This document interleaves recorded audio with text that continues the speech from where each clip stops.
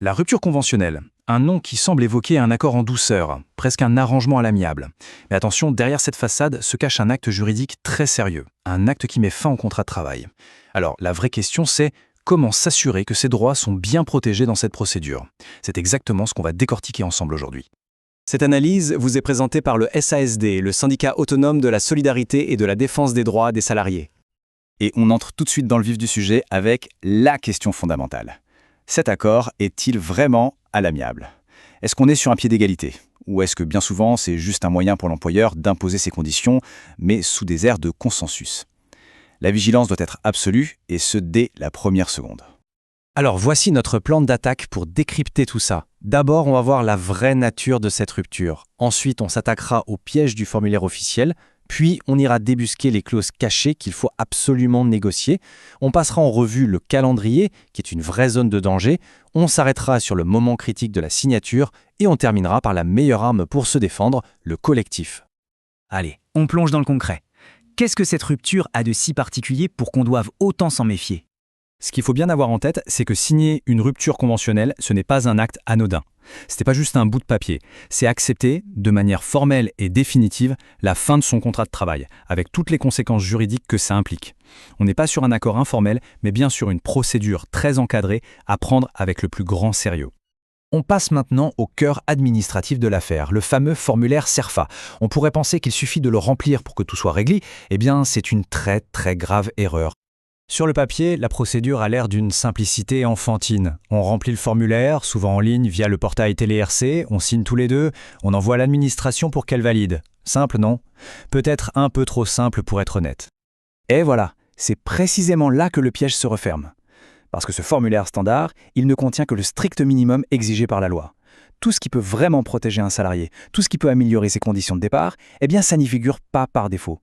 Le formulaire, c'est juste la partie émergée de l'iceberg. C'est ici, dans ce qui n'est pas sur le formulaire, que la véritable négociation doit avoir lieu. On parle des clauses facultatives, des éléments qui, si on ne les discute pas, si on ne les ajoute pas noir sur blanc, sont tout simplement ignorés. Par exemple, que devient le compte personnel de formation? Est-ce que la clause de non-concurrence est bien levée, avec sa contrepartie financière payée? Est-ce qu'on peut obtenir une aide au reclassement, un autre placement? Ou même, est-ce qu'on peut garder son ordinateur ou son téléphone portable? Tous ces points, ça se négocie, et ça doit être écrit. Et là, attention, on touche à un point vraiment sensible et même dangereux, l'incertitude juridique. Prenez les droits à la formation. Les décisions de justice se contredisent complètement. En 2010, la Cour d'appel de Rouen dit que l'employeur doit informer le salarié. En 2012, celle de Lyon dit exactement le contraire. Vous voyez le flou? Et cette confusion, elle profite rarement aux salariés. La conclusion, elle est simple, non? Face à une telle pagaille juridique, l'unique protection, c'est de tout faire écrire noir sur blanc dans la Convention. Se fier à une promesse orale, c'est de l'imprudence pure et simple. On passe à un autre champ de mine, le calendrier. Chaque date a son importance, et une simple erreur peut avoir de lourdes conséquences.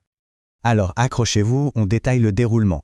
Et chaque jour compte. Le jour de la signature, c'est le point de départ. À partir de là, un délai de rétractation de 15 jours calendraires s'ouvre. Ce n'est qu'après ces 15 jours que la demande est envoyée à l'administration. Elle a alors 15 jours ouvrables pour l'examiner. Le contrat ne peut donc être rompu au plus tôt que le lendemain de cette validation. La loi est absolument formelle là-dessus. C'est écrit noir sur blanc dans le Code du travail. C'est une date planchée, on ne peut pas y toucher. Toute date de rupture fixée avant ce moment précis est tout simplement une erreur. Et attention, petit point technique mais super important, une erreur de date, ça ne rend pas la convention nulle. La Cour de cassation l'a dit, un juge peut simplement corriger la date. Ça veut dire qu'un salarié ne peut pas compter sur cette erreur pour faire annuler un accord qui ne lui convient pas. La vigilance sur le calendrier est donc doublement importante. On arrive maintenant au moment le plus tendu, le point de bascule de toute la procédure, le moment où tout se joue, la signature. La justice a estimé qu'il était possible de signer la convention le jour même de l'entretien. Donc, oui, c'est légal.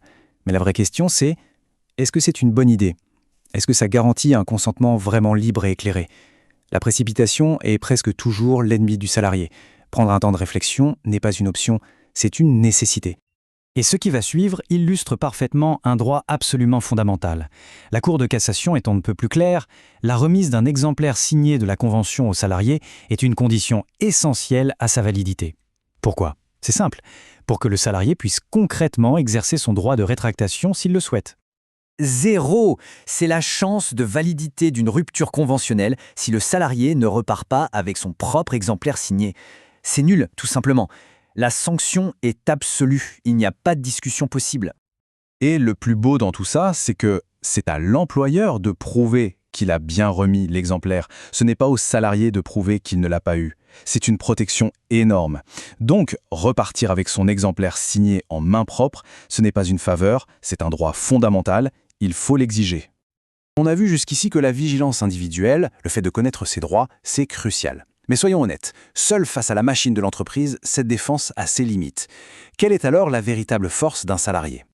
Bon, si on récapitule, voici les points à ne jamais oublier. Le formulaire officiel n'est qu'un point de départ, le vrai match se joue dans les clauses annexes. Le calendrier doit être respecté à la lettre, ne jamais, au grand jamais, partir sans son exemplaire signé. Et enfin, s'assurer que le consentement est donné librement, sans aucune pression. Mais cette vigilance individuelle, même si elle est indispensable, ne suffit pas toujours. Seul un salarié reste isolé. La vraie force, la protection la plus sûre, la plus efficace, elle vient toujours du collectif. C'est en étant unis, en étant solidaires, que les droits sont le mieux défendus et respectés. Pour cela, il est possible de rejoindre le SSD en adhérant sur www.ssd.fr.